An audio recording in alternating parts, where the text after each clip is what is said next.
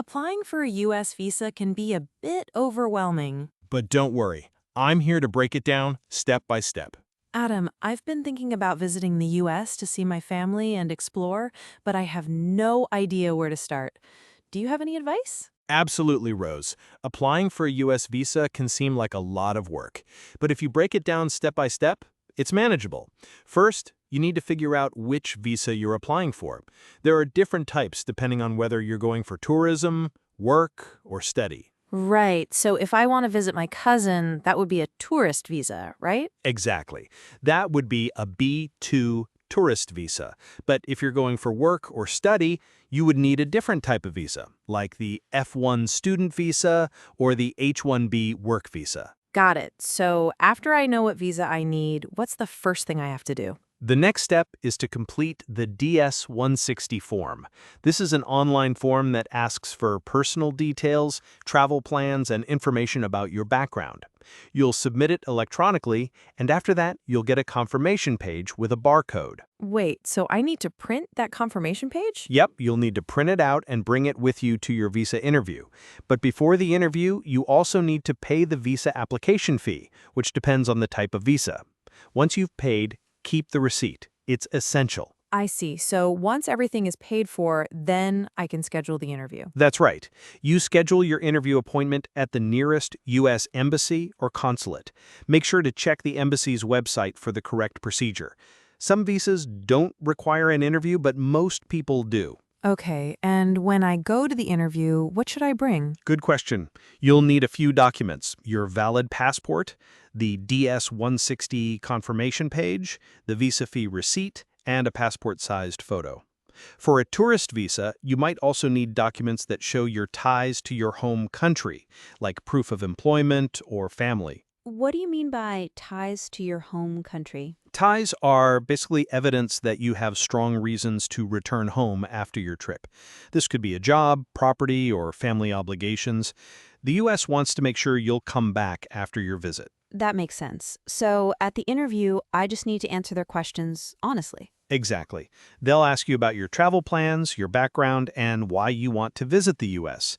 The key here is to be clear and honest in your responses. And then what happens after the interview? Do I just wait for my visa? Yep, after the interview, they'll go through a process to decide whether to approve or deny your visa. This could take a few days or weeks. If they approve it, they'll send your passport back with the visa stamped inside. And if I'm denied? If you're denied, they'll tell you why. Sometimes it's because the officer believes you didn't prove enough ties to your home country. But don't worry, you can always reapply if things change. Got it, Adam. This is a lot to take in, but I feel more prepared now. I have an idea. Oh, what's your idea? Let's act out a mock visa interview. I'll be the officer, and you'll answer the questions, showing both the right answers and the common mistakes people make. That way, listeners can learn from both. Great idea, Rose. Let's do it. Awesome. I've printed out some typical interview questions. Let's start with the first one. Ready. Question 1. Why do you want to go to the United States? I'm planning to visit my family for a vacation and spend some time exploring the country. I've been wanting to visit for years, and I want to take the opportunity to experience the culture and see some tourist sites like New York City and the Grand Canyon. That sounds like a solid reason. Now let's hear the common mistake. I just want to visit because I've heard the U.S. is great and I want to live there. This can raise some concerns. Why? It sounds like I might be planning to stay longer than allowed, and the officer might think I don't have clear intentions to return. Question 2. Do you have any family or friends in the United States? Yes, I have my cousin who has been living in the U.S. for the last 5 years. I plan to stay with him during my visit. And the common mistake? I have a friend in the U.S. and I might stay with them indefinitely. That's not ideal because it might seem like you're planning to overstay. Why is that a red flag? It suggests that I may not be coming back, which is a concern for visa officers. Question 3. How long do you plan to stay in the United States? I plan to stay for 2 weeks. I have already booked my return flight for the 15th of March. Common mistake? I haven't decided yet. Maybe a few months? That sounds uncertain, and visa officers prefer applicants to have a clear plan. Why is that a concern? It gives the impression that I might overstay my visa, which is a red flag. Question 4. What do you do for a living? I work as a software engineer at XYZ company, and I've been employed there for 3 years. I have a letter from my employer stating that I'll be on vacation for the duration of my trip. Common mistake? I don't have a job right now, but I have some savings, so I'll be fine. This could be a deal breaker. Why? It makes it look like I don't have a clear reason to return to my home country. Stable employment is important to show that I have ties to my home country. Question 5. How will you support yourself financially during your stay? I have enough savings in my bank account to cover my trip. Here's my bank statement for the last 3 months showing a sufficient balance. Common mistake. I don't have the funds, but I plan on borrowing money from friends once I'm there. That's a risky answer. Why? It suggests that I don't have enough financial stability, which could lead to doubts about my ability to support myself during the visit. Question 6. Do you have any criminal history? No, I have never been involved in any criminal activity. Common mistake? I had a minor issue a few years ago, but it was nothing serious.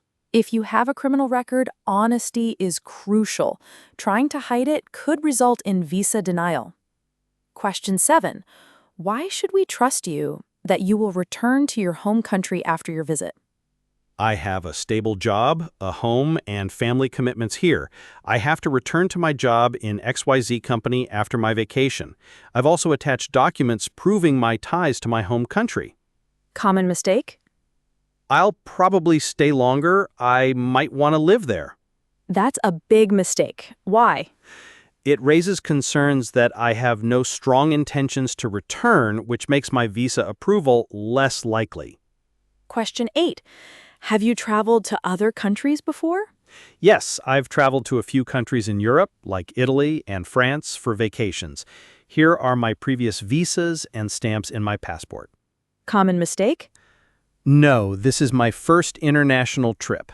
While not always a deal breaker, travel history helps show that you're likely to return after your visit to the U.S. Question 9. What are your plans after your visit to the U.S.? I will return to my home country to resume my work as marketing manager at ABC Company. I have a project due in a few weeks that I must attend to. Common mistake? I'm not sure. Maybe I'll stay in the U.S. for a while longer. That uncertainty can make the officer question your intentions to return home. Question 10. Why is your visit important? It's important to me because I haven't seen my family in over 3 years, and this visit will allow me to reconnect with them and experience the culture of the U.S. Common mistake? I just want to see what life is like there and explore the country. That sounds vague. Visa officers want clear, meaningful reasons for your visit. Wow, that was really helpful, Rose. I think the listeners will get a lot out of this. It's all about being honest, clear, and prepared with the right documentation.